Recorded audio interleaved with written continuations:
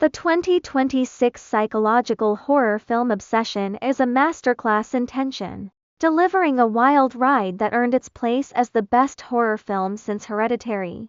The film achieves its terrifying atmosphere through incredible pacing, tight storytelling, and fantastic sound design. The deliberate lack of music highlights jarring audio cues to great effect, grounding the nightmare in a stark, unsettling reality.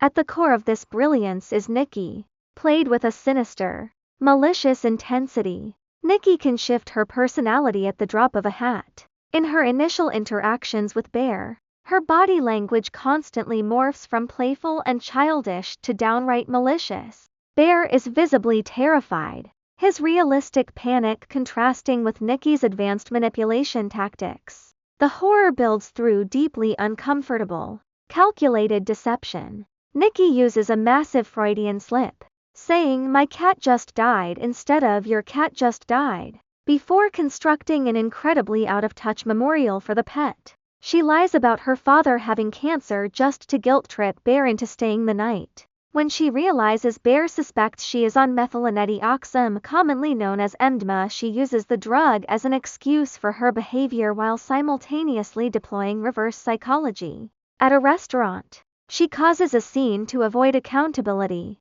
only to snap back to normal the moment she gets her way. As the film progresses, Nikki is revealed to be functionally psychotic, faking normality by day, but becoming utterly unhinged at night. In one incredibly tense scene, she stands in the corner of the room watching Bear sleep, her movements embodying pure nightmare fuel. The tension escalates to wicked extremes, duct tape on the front door reminiscent of classic survival horror games, and a deeply disturbing sequence where she stands smiling while urinating on herself. The psychological torment turns stomach-churning when Bear finds Polaroid pictures labeled "me" and "not me," followed by a lunch note reading, "What's the verdict, cat?"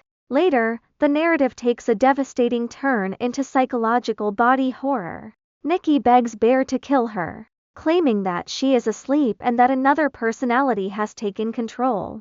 This implication that she is trapped inside her own body, helpless to stop the malice, is profoundly tragic. The climax shatters any hope of a peaceful resolution.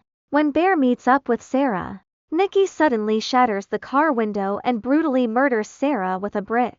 The execution is sudden, shocking, and irreversible. Nikki then frantically props up the corpse while threatening suicide in an award-worthy, unhinged performance. In the final stretch, the plot comes full circle. While it initially appears Nikki has used a wish to force Bear into a state of mutual obsession, it is revealed to be a fake-out before an overdose. Bear tragically dies, finally freed from the torment. But before Nikki can succumb, the illusion shatters.